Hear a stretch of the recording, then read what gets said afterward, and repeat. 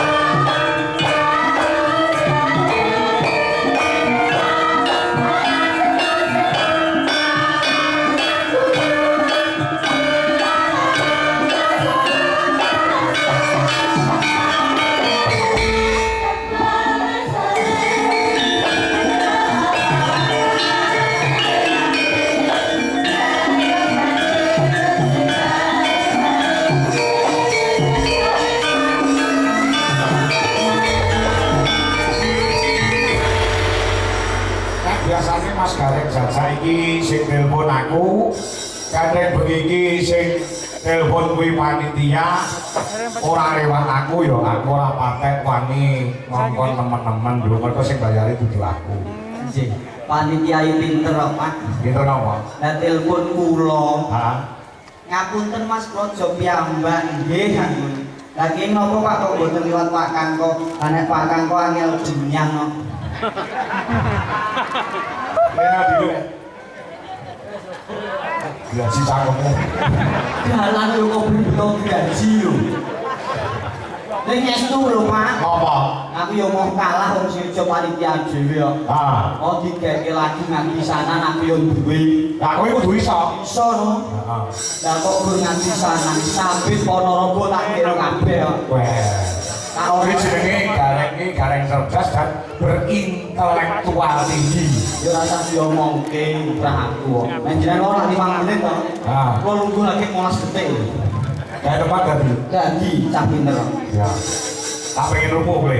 Kayak ngomong karyamu. Bocong. Bocok. Ngadi sana. Yo iso. Lah nggih mirke. Yo tak rumokke. Nek perlu dicatet beberapa tahun ngarep. Orang pengajian. Oh yo santri. Ngajab hayu. Nah. Nah. Pados berkain yang tubuh.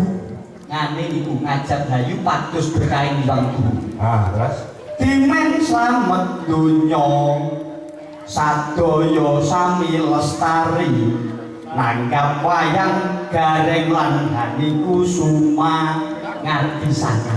kok aku ora rombone. Alah musik kok ora rombongan kok. Ya jiwe iki. Kowe ngerti lah, ketuane bengi iki sapa? Sopire cara bis mlaku iki supire jarak. Lah kok jarak mau tinggal, nek nganti kok tak tabrake bres motor tabrake trotoar, kowe melu modal. Ora iso. Lah sawe, Wong jenengan rupa mobil jenengan dalange to. sopire. Wong genah nek aku ora rombongan gun gandol guri kok. Dadi wong nabrak sing tak yo ngarep karo tengah nang guri aman. Sambit Sabit, Sami rawuh sami rawuh. wonten nonton wayang dalu niki. B. Bareng tirakatan. I. Iso ninggal dahar guling tegese poso karo ninggal turu lek-lekan. Ya. Paham mboten? Paham. Ya wis. Yo, dari situ kemeliti. T. Ya, kek tenan. T. T apa? Tansah slamet manggihayu saklaminyo sambit. Oh iya. Saiki Ponorogo. Ponorogo. Bos area kowe. Iya, gone warok lho. Iya, Ngene kleru. Wah, kula turunan warok. wah. Kowe keturunan sang endi? Kula iki termasuk trah warok. Kowe campur kok dadi kok hubungane karo warok Ponorogo apa? Jenengan gak paham Bambang kula iki yo Ponorogo. Buktine apa?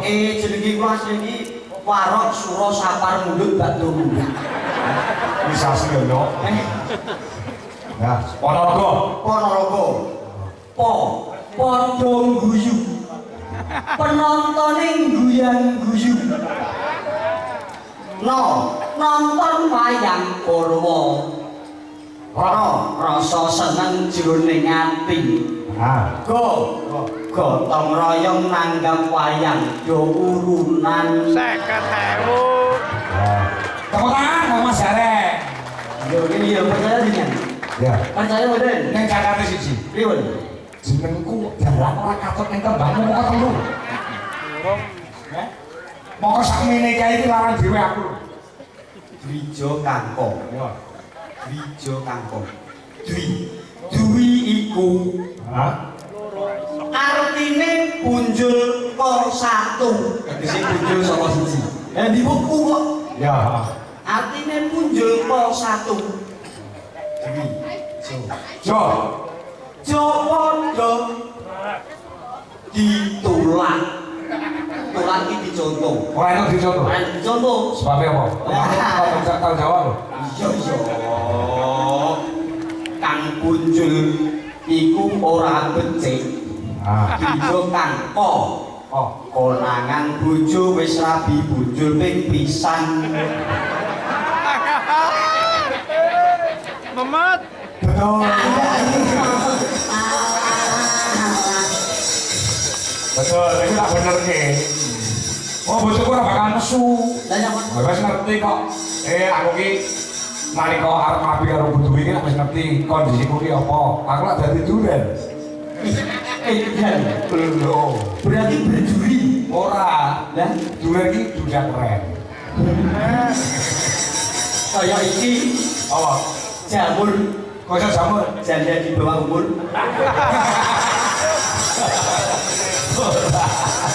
Beda iki Apa? jarwo Jarwo ki apa? janda rada tuwa. Ning estu Bapak Kanggo, Apa? ngaturaken sugeng dalu kagem para pamirsa luar biasa. Yai kene iki grapyak semanak sopan santun didhisikne. Kula wau medun nun sewu. Ya. Parkire ra rada tebih kula parkir lor masjid mriko. Ya. Aku nuntun koper ngono enek cah cilik nggo sepeda ontel. Udah set nang arepku mandeg jenggrek. Sepeda ontel dituntun. Nuwun sewu Mas Garing awit derek langkung. Bareng untuk gon peteng ditumpaki. Tak akoni jempol kiai cilik pintere. Adab kuwi lebih tinggi daripada ilmu. Lah, Ora mung agama, ning nggon apa jenenge udanegara tata krama adat digondhani karo masyarakat. niku wau cah cilik. Cah cilik. Bareng sing iso untuk dewasa ya cah SMP bocah SMA mau. Iya. Numpak motor meng kok arep mandek set medun dituntun amit nggih Mas Jajak Garing derek langkung. Injih Mas Jos, adab budi pekerti. Ya. Mangku Jono meneh cah lanang wedok gandrengan. Teko ngarepku gandrengan tangan dicolot cul. Ngapunten Mas Garing derek langkung nggih. Bareng teko petengan ditumpaki. Jos saking adab budi pekerti yang perlu. Iya kok gue Sing ditumpaki apa? mobil. Oh, Jadi mobil. ini mau melaku parkiran adoh lho Pak. Teko petengan mobil ditumpak. Oh iya bener. Lan pikiran dia apa? Sing ditumpaki sing wedok. Lho ngono kuwi lho. Elek iki lho. Lah kowe ngomongnya nek nggawa mobil kok. Lah kok yo ngapa kok? Lah kira jalanan karo cah wedok jano mlaku nuwun sewu mangga. Lah bareng tekan-tekan ditumpaki. Apa kowe ngomong gak enek mobil? Lah yo mobil numpak kan keri. Yo keri kan ngandakno keri. Lah berarti mobilnya ditumpai keri. Nggih. Berarti sadurunge Pak Ambil numpai sing ketok mau. Ini Bapak Ibu. Ibaratnya botol. Botol kae gumantung isine. Nek isine minyak utawa barang sing wangi, nek botole bocor mambune yo wangi. Kaya dene wong apik.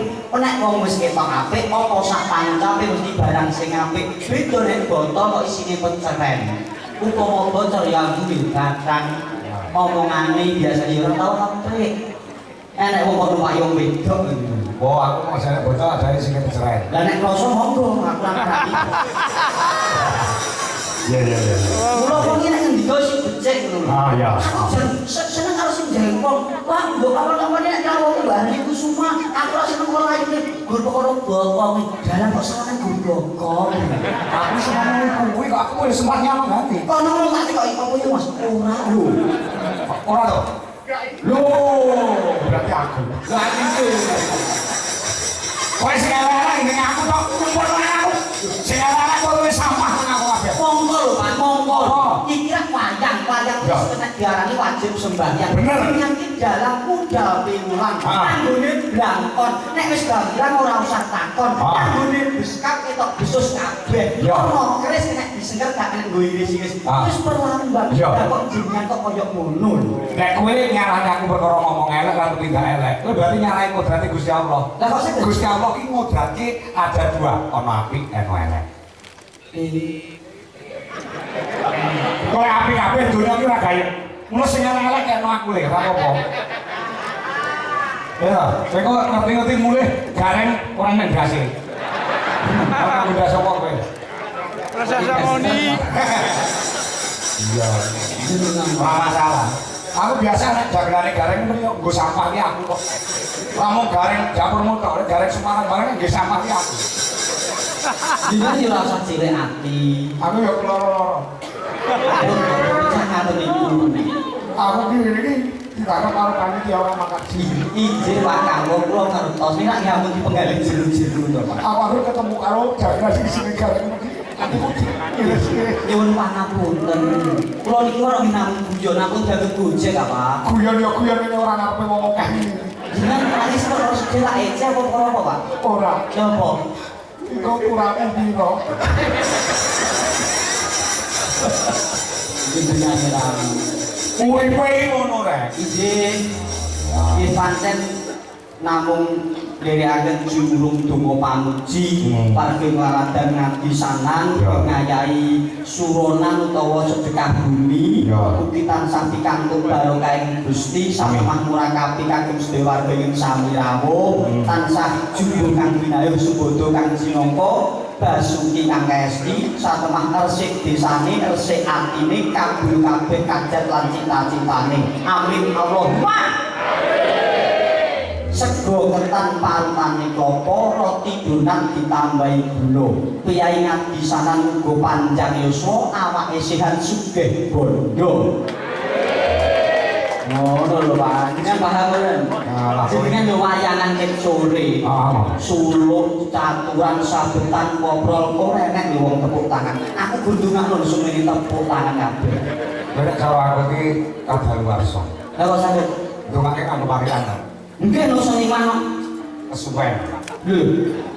Jumbuhan patute seniman iki ndonga jumbuh karo kahanane awak to, Pak. Nek seorang seni ndongakno yo nganggo seni to. Elek kesuwen wong iki saiki ora telatenan kabeh iki nganggo instan. Mie wae instan. Ya to. Apa-apa nganggo instan. Nek kowe ndonga nganggo parian kesuwen. Lah saiki upama kabeh iki ndonga nganggo parian, salat nganggo parian. Ya sak pikir. Ya, tuku bola ngene Mbah Mudin. Bismillahirrahmanirrahim.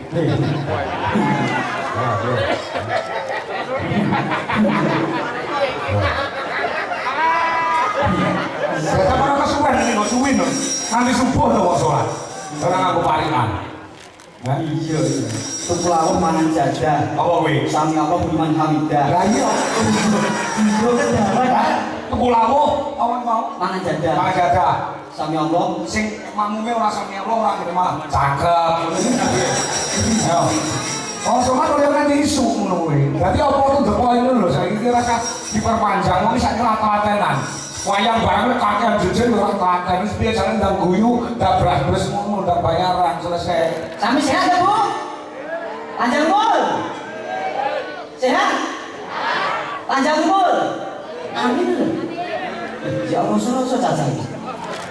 Kowe omong kamu harus sik makane kok. Lho, iki kan coba to, Pak. Heh? Iki tak cekak-cekakno benda seneng lho, Cik. Kata-kata lu sing salah. Contohnya jenengan iki. Bapak, Ibu sedaya, kula dherek donga, muga-muga sedaya sehat sedaya nggih. Pinangan bagas barang sang omah. Cok, iki lho, iki dukung aku lan dukung raimu. Bu, jenengan piye wong apik apa wong elek? Pilih wong apik apa wong elek? Pilih wong apik. Lho, apa sama kok elek? Lho, jenengan kono dia lho nek sampah. Lho, gareng elek lho. Sopo nang? Oh, iki bayarane jenengan kok gawe kamu omah kuwi. Kalian lho, kula apik kok elek. Tak ngomong nih karo masyarakat. Nuwun sewu Bapak Ibu, Mas Gareng sae nopo sae? Sae nopo sae? Ayo jadi berangkatke. Kasih do, Mas. Kawas yo. Kemudian repot. Jenengan ngajak santri kami santri. Sebagune damel napa ya tirakatan cagak lek. Miras pantes kuwon dalu menika kadang-kadang berkait Gusti lumantar pagelaran wayang kulit. Kan ngoten to, Pak. Betul, betul. Nggih. Kamu ditompo sing jero, kula kalih Gareng ki pancen ora akur. Nek akur ki malah ora gawe piye to, Rek? Nggih. Kudu kaya kucing karo tikus ya, Rek. Perkarane niku sepele kok, Pak. Soalane apa? Kula kalih Pak Kangko ora akur iki perkarane sepele. Bapak, Kono kalah bojone anak bojoku. kowe iki ngandane bojomu nek. Bojomu kalah ae karo bojomu. Jelas lho. Dalam bojomu ki pokoke gede sisih kok. Lho, dipamerke. Bojomu Pokoke gede sisih. lho lari bojone jenengan. Apa? Bokoke gede kabeh. Elok malah biasa kuwi. Ambek segede sisih luar biasa lah kowe kancane. Lah gede sisih mlaku piye? Ngene. Amin, Allahumma amin. Oh nenek, oh kok nyatet omongane janjian iki nenek. Pak Suparni, kepala desa. Oh Pak Suparni. Nggih, perangkat desa, LPMD, BPD, dari masyarakat iki tumplek-blek kono kene Mas Gareng. Alhamdulillah. Nah, barokah Gusti Allah. Sawise ngene iki adicara sing kaya ngene iki rutinan 2 tahun sekali wayangan. Nggih. Moga-moga berkah saka langit saka Gusti Allah diturunke tumraping sedaya warga masyarakat wonten ngadi sama. Amin amin ya robbal alamin. Berkah barokah. Ini luar biasa. Ini mau klosoan ya karo dulur wedok ya mantan pacar. Sapa? Hani Kusuma. Yo Hani yo. Aku pacar. Lah, Lah omahmu ki lho Purwodadi. Iya. Hani Kusuma omahe Tulungagung. zaman saya sekolah. Di daerah sekolah kok. Sekolah yo. Perhatikan mereka. Lah yang paut kan kono deh. Gua diaturi sebenarnya ya. Siap, sendiko. Di seperti kan. Seperti gamelan Bali le, gamelan Bali ya. Mari berdiri, mari bersama Hani Kusuma dari kota Marmer Tulung Agung. Yuk. Maka sebaliman ya.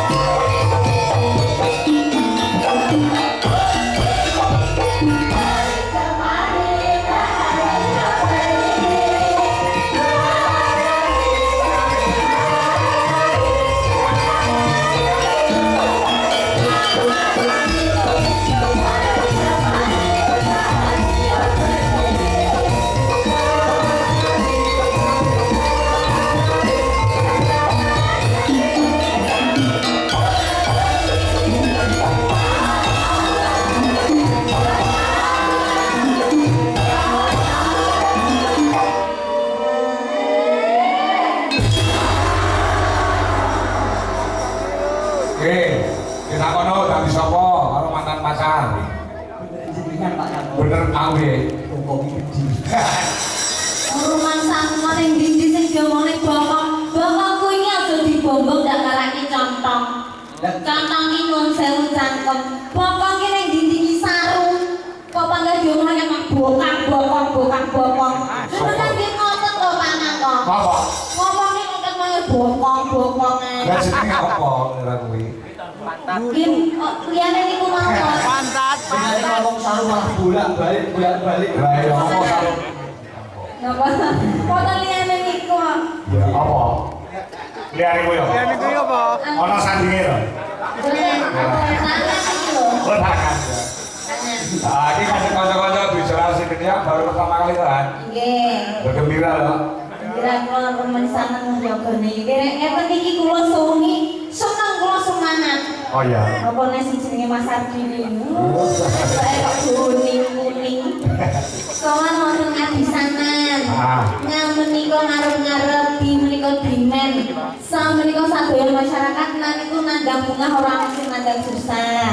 Jadi nek dikagabung Ngarep-ngarep dimen sadaya masyarakat nandang bunga ora mesti nandang susah. Masya Allah, bocah ayu pinter anake sapa iki? Tak pinter Kok paraku rene otomatis lho kuwi mau Mas. Ya oleh ya. Ora kok perkara apa. Ya ini di bojo rodok galak. Sopo? Ono sinden yo bintang tamu kelalen kok. Kelalen. Rono nyajak salim lah terus lungguh ning pinggir jalan. Sawi dak ngoro sing wedok kono. Sing wedok galake. Oh, masuk sampe kok kelek galak omong cerita. Tujune sing wedok bengi gak melu nyinden. Enggak melu. Aman dah. Aman. Kulo pangku, Pak. Masih gak masuk. Gak wani. Bojone gak melu nyinden ning delok streaming. Oh, delok Iki sini. padha wae. Kok kena piyai nenek nek kene iki lho. Aku iki wong fanatik rek. Saya fanatik lek ngomong fanatik ning jalan. Jalan aku lho iki liyane elek, iki fanatik. Jalan aku lho iki liyane iki elek. Aku yo ngono fanatik. Bojo iki apik dhewe yo bojoku. Wong wedok liya iki elek. Aku ngono fanatike ngono. Ini yang patut dicontoh Mas Gareng. Jadi jenengan nek nyawang bojo Ayu dhewe sak Indonesia, sak donya yo liyane elek. Elek kok fanatik kok. niku lahir batin. Ora.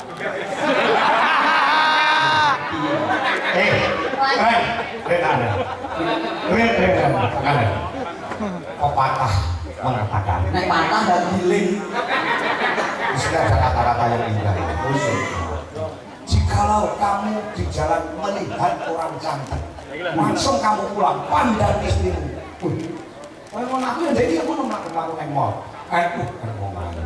Langsung aku balik mulai tak sawah bojoku. Jebul ayu sing neng mall mau. Dalam Al-Quran itu ada Mas Gareng tak takon sewu. Asline kan kebetulan juga lewat dia baru langsung kualifikasi. Ibu saja. Aduh, Mas gak melu-melu aku sendiri. Ya ampun, tiba-tiba kaya melu temen. Ya ini lho, gagah gede dhuwur nek dalan bergas. Nek ning omah kuwi to no, angkul-angkul lawang. Tapi sing bener yang ngono kuwi Mas Gareng. Apa? Ning Al-Quran ki guna libasul aku mbak atur libasul lahun. Iya. Artinya kan? Wong lanang minangka kemule wong wedok ugi minangka kemule wong lanang. Dadi apik enake iki saling menutupi, saling melengkapi ngono lho Mas. Pinter. Ora ono kok ngomongke bokong di sisi ngono ora ono. Kudu sing apik dhewe iki bojone. Enake ora pareng diceritake marang wong tuane, marang tanggane, kancane sapa wae ora pareng. Wong kok halane sing ngono. Ya iki jeneng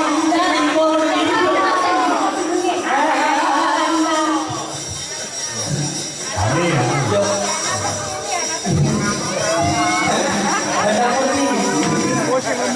Ngene lho. Anu nembangnya wis ngomong karo terus aku ngomong. Ayo nembang. Pancen lanang itu nek wis perjodohan ini ibaratnya klambi kudu iso mantesi lan iso nutupi. Pantes yen sinaran ngomongke nutupi kan elekan ngomong. Kaya Pak Kangko buduli ora kena ngono kuwi Pak Kangko. Oke. Apa kaya ngopo, arti kaya ngopo, mbok bungah mbok susah, besok sing dijak bareng-bareng selawasi mung bojo. Nek anak kuwi nalikane cilik tekane Joko, kok nek wis rapi pisah karo wong mikir uripe dhewe-dhewe. Nek bojo mbok penak ra penak ya selawasi bojo. Ngono Pak. Senajan to saya ibarate bojo jek ayu kanggo nom. Kok nek wis ngumpuli tuwa ora iso diarani ayu. Ning ibarate wong tuwek iki kaya Quran suwek. Kok iso kaya Quran suwek? Quran suwek diwaca ora kenek dibuat dosa. Bojone wis tuwa ya ngono. Salah penak dipegat dosa. Iya, Quran suwek. Bener-bener. Kuwi bener ta, Mas sak omongane bener lho. Aku iku butuh piye. Oh iya. Disawang wis ora kenek, diwaca ya ora kenek, dienggo ya ora kenek, digowan dosa. Paham ya? Butuh piye lho kan. Iya. Oh iso nek wong lanang arep piye wong lanang kok gagah ya. Lho wong lanang kok Ngawur dibanding keresahan.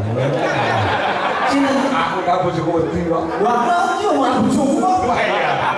Wong lanang pegang-pegang jare to sampai ngene iki 35 tahun kan wis ngadi jajal. Ora iso madhep ngawur. Ora iso no. Dene ambenmu koyo madhep ngawur. Kowe iki wis ngono. Apa piye aja golek eleke. Nek golek ayu kancane akeh, nek golek sugih tunggale mbegah. Nek kesetiaan hati itu yang harus kita ugemi. Ojo dipinjani. Kados masyarakat mriki ngadisanan alhamdulillah sedayanipun guyub rukun urunan 50.000 nggo nandhang wayang ya to iki nek ora sing bener-bener guyub rukun sing bener-bener napa Gotong royong. gotong royong mboten enten ten desa kula urunan 7,5 ya Pak Kakak Napa? Ngadabi. ora dadi 7,5 sing njaluk susu Lagi sana di sing dia pun sing bapak-bapak. Yo Pak yo. Nah ibu-ibu urung karuan. ora kok iso Ketoke jejer awon lho karo rasane bilane akeh imitasi. Rasane sing beda. Nek wong lanang nek rasa-rasan ukure palsu lho nek. Wong lanang sing dibungkung wedok ya kok kene paling lho ketoke lho jejer awon gak loro wae. Iki so jenenge mayat karo kita kok ketok loro wae. Ora loro. Oh iya. Wong loro iki seneng aku tak tolak kabeh. ora ana masyarakat ngene iki kabeh guyub rukun gotong royong ora ana sing iri demi saya jalan mutakil. Amin. Ora ana. Pokoke kabeh warga sing melu lunah tak dengar rezekine sembuh. Amin. Panjang umur. Amin. Sugih sanak sugih sedulur. Kahan. Anu, kemarin ngabisana wis mawerdeke. Kene iki kepala desane Pak Supardi. Sugiopo, Pardiopo, Niyopo ya. Su niku sumeh. Sumeh. Sumeh seneng napa jenenge seneng mesem. Heeh. Boten kados napa kepala desa kula niku nggih sumeh seneng mesem. Regane nggih merongos, Pak. Sering lho iki. Napa iki? Tahu iki. Ini gini. Kepala desaku kadesku. Ngandang saiki. Sumpah. Ora mungkin ning lama apa nek TV. Oh iya, kau bojone lho. Saiki PC kok. Sun. Sumeh, Par. Par menika paring. Paring seneng dono mewah mulane rezekine lancar barokah berkah. Tenang. Aku ditani bapak-bapak pas di pondokan sing jenenge Pak Supardi Mas nek roh penyanyi lung. Penyanyi lung. Tapi iki mah lung ning. Lung ya napa? Apa? Lung. Oh, lung apa? Tak kalah lung. Ora. Paling apa-apa paling biasanya nyambut gawe ini Panti Kurjam Bu melayani masyarakat Johan. Iya betul. Nyatane 3 periode lho kan biasanya Pak 3 Supardi. periode. Ora dipercaya karo masyarakat ya ora kelakon no. Nggih terus gawe hubungan mau. Berarti pun pirang tahun Pak Ron iki? Lah suwi banget 20 tahunan. Masya Allah, berarti kaya bapak kula. Bapak kula pun 28 tahun Pak. Apa? RT. RT lebih bangga. Luwung. Yo ora paling rendahnya paling tanggung jawab ini paling ngabot dhewe Pak RT niku. Pak RT, Pak RW niku Pak Lurah tidak bisa apa-apa tanpa dibantu oleh Pak RT. Pandai. Niki.